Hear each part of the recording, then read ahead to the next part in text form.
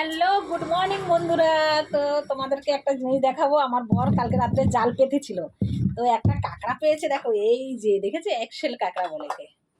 ঠ্যাংগুলো দেখো, এই যে ঠ্যাং।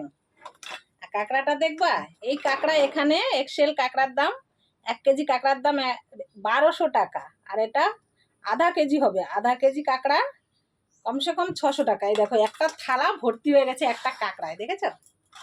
এই দেখো, একটা কাঁকড়ায় থালা ভর্তি গেছে। তোমরা দেখতে পাচ্ছ? ভালো করে দেখাই তোমাদের। এই দেখো, এটা হচ্ছে আন্দামান সমুদ্রের কাঁকড়া। এগুলোকে বলে এক্সেল কাঁকড়া। এই কাঁকড়ার প্রচণ্ড টেস্ট, আর দামও সেরকম 600 টাকা। এই একটা কাঁকড়ার দাম আধা কেজি, 500 ওজনের কাঁকড়ার দাম কমসে কম 600 টাকা। 1 কেজি কাঁকড়ার দাম 1200 টাকা।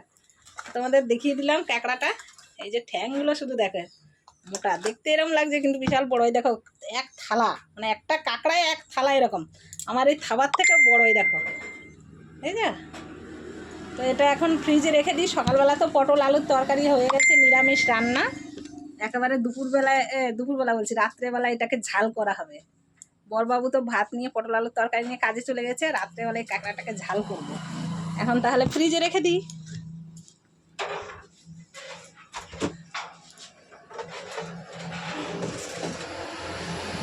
দেখো, ফ্রিজের মধ্যে মাছ ধরে নিয়ে এসছে বরবাবু। কুকারি মাছের বাচ্চা মাছ ধরে রেখেছে। মাংস রাখা আছে, হাঁসের মাংস। আবার এই কাঁকড়া রেখে দিলাম, কেননা আমার বরের তো জ্বর হয়েছে, জন্ডিস হয়েছে, কিছুই খেতে চায় না।